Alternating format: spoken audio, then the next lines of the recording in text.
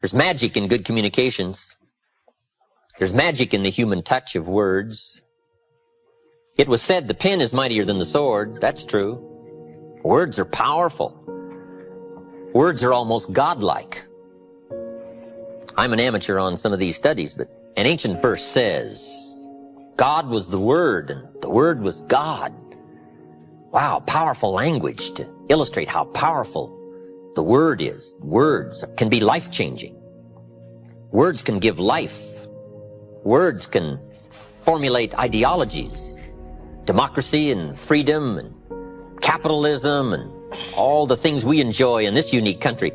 We have to find ways to give words to that so that it can be understood.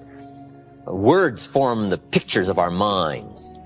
Words help to translate an interchange of thought and ideas between human beings. So one of the most important skills is the skill of good communication. Learning words, phrases, sentences, whether it's written or spoken. Language is so powerful in affecting our lives and using those skills to affect other people's lives. You cannot speak that which you do not know. You can't share what you don't feel, and you can't translate what you don't have, and you can't give what you don't possess. So first of all, to give it, to share it, for it to be effective, you got to have it. So good communications, first of all, starts with preparation.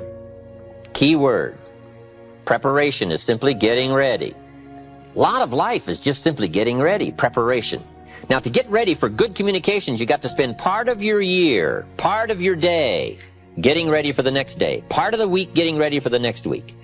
It's so easy to be casual about not continually preparing for the next day, the next week, the next month, the next year. Getting ready. And this is one of the most important areas to get ready in. Good communications. Key word, research, continual research.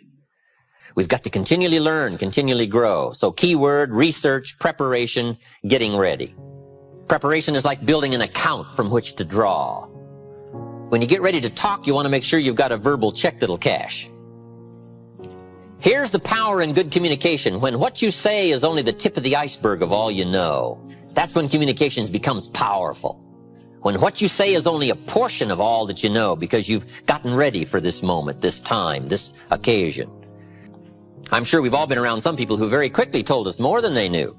Didn't take them but a short period of time to run out of illustrations, to exhaust all their stories, probably meaning great lack of preparation, great lack of deliberately getting ready. Now, it is possible in some respects to prepare for life just by accident. You know, life does teach us some things by accident. There are some things you can learn by just careening from wall to wall and stumbling from day to day and staggering from week to week. I mean, you can learn some things that way. But the other 99% of what you need to know has got to be on purpose.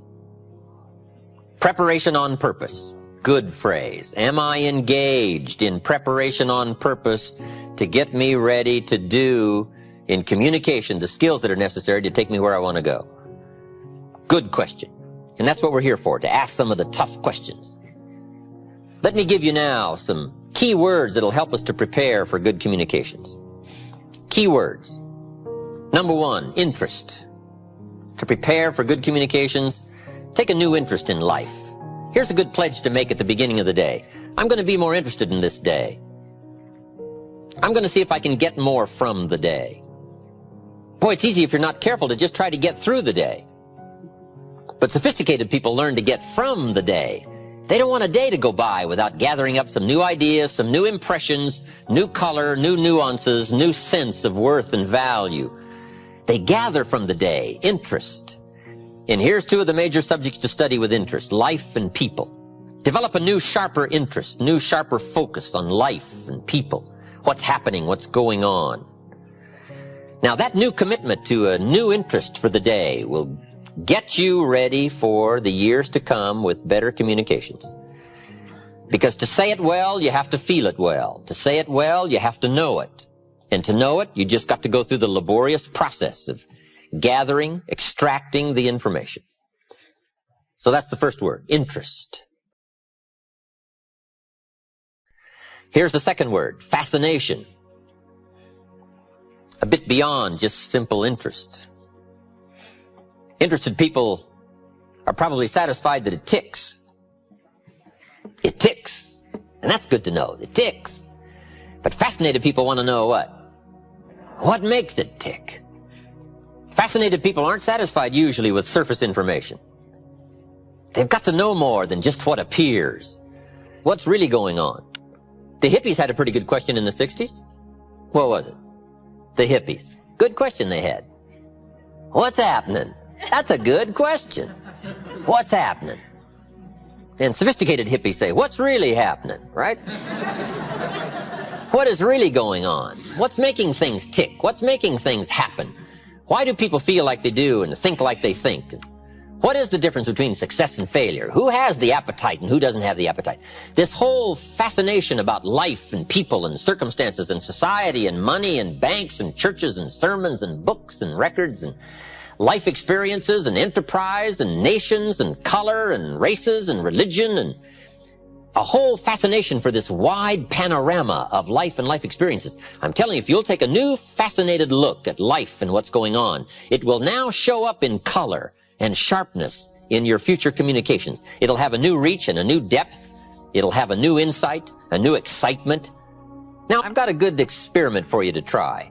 The next time you're tempted to be frustrated, see if you can turn it into fascination. How to turn frustration into fascination. That's a good skill to try to learn. I'm sitting on the freeway in Los Angeles. My airplane leaves in 45 minutes. The traffic is not moving an inch. I am now fascinated. Now, it doesn't work every time. I'm willing to admit that. Nothing works every time. But can you imagine the extra value you'll get from a frustrating experience if you just think about this? Can I turn this frustrating experience into something fascinating? I'll learn a lot more from it if I'm fascinated by it than just frustrated by it. So just try that little key. Try to turn frustration into fascination. And in a frustrating experience, if a smile comes across your face, other people will wonder, what's going on? But it'll just be private between you and me. The man taught me how to be fascinated, if possible, in a frustrating situation. Okay, turning frustration into fascination. The extra learning discipline, the extra learning skill. And I think this is part of it. Here's the next key word. This is a big one. Sensitivity. To really communicate well and to touch people in a wide range and from a wide range of experience, you've just got to have felt the experience. It's got to be part of you. Sensitivity training. Being touched by a wide range of human experience, perhaps even beyond your own. Incredible words said about the master teacher, Jesus. It said he was moved. Wow, that's a key word. It said he was moved with compassion. What was happening moved him. It touched him. Another phrase said he was touched. He was moved. He was affected. On more than one occasion, he cried. So part of that human drama of experience, I think, for us to really be able to reach people and touch people with words and ideas and emotion and phrases and sentences loaded with feelings, we've got to go into this area of sensitivity, being touched, being affected by our own lives as well as the lives of other people. Sensitivity, being touched, being moved. This is part of the heavyweight stuff that starts to show up now in our language and in our communication. I've lived a rather sheltered life all my life, so I've had to really work on this. What do I know about tragedy? I've never had any tragedy. But part of the world is tragic. Part of life is tragic. And if you don't at least try to understand the dark side of life, the tragic side, the extreme sorrow side, and sometimes when you live such a sheltered life, you just have to try to go outside of your own small world of sheltered experiences and see if you can't live as someone else might have lived, or at least try to be touched by the experience. Now, you can't really know till you live it. I understand that, but at least you can try. And if you do your homework here in sensitivity for a wider range of experience than your own, I promise you that extra worth will show up in your conversation and in your communication. when I lived in Northern California. I used to go to San Francisco 2-3 times a year, spend a day in the Tenderloin. For a farm boy from Idaho, the Tenderloin in San Francisco, what an experience. And if you just go spend a day, you get to see what we call the other side. And if you just spend a day there and walk the streets where those lonely walk and go eat where they eat and listen to some of those stories, you come away with a whole new sense of the great distance between failure and success. The whole distance between goodness and evil, between despair and joy. And you come away with more of a sense of value, because the true values of life come by the contrast. And unless you experience more of the contrast, even the values you consider valuable become a bit shallow if you don't understand the contrast. It's hard to really appreciate winning until you've done some losing. It's hard to appreciate success until you've done some failing. And if you've done some failing, success now becomes a much larger worth and value and commodity if you understand a bit of the other side. So part of this is just deliberately go where experiences beyond your own touch your life to get somewhat of an education as to the contrast of life and the differences.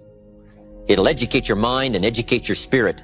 And sure enough, that extra worth will start showing up in your sentences and your words. They'll be weightier. They'll be heavier. They'll mean more when you talk to somebody. I met Frank, the bartender in the Tenderloin.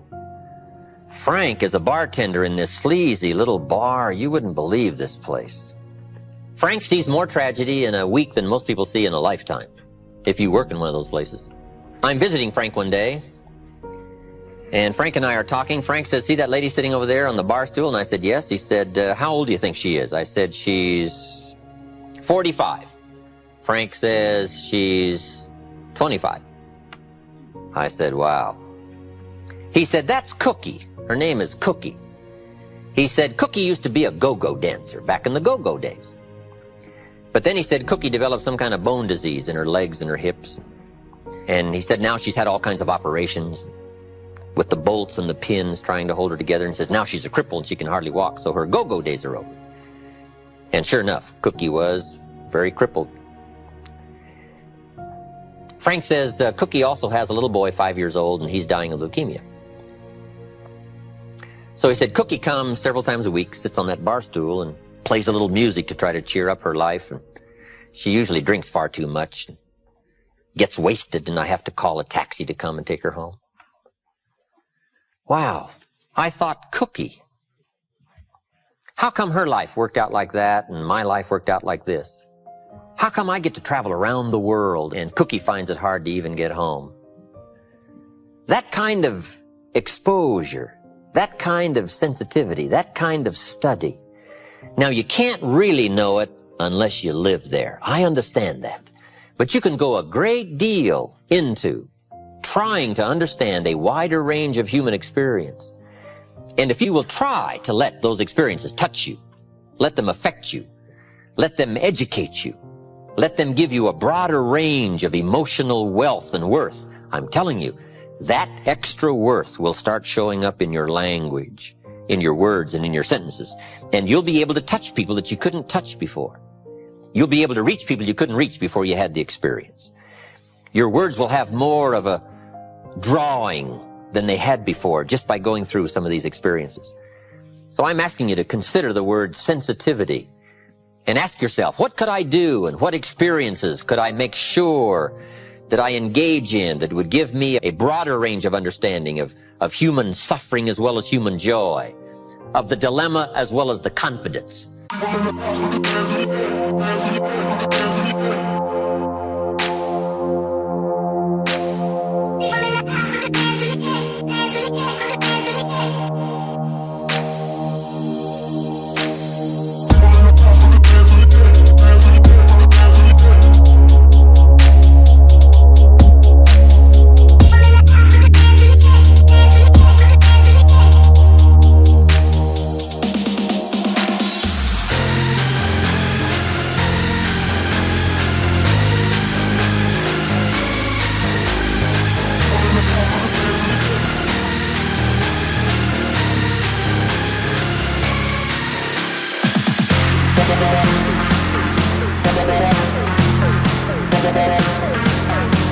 That's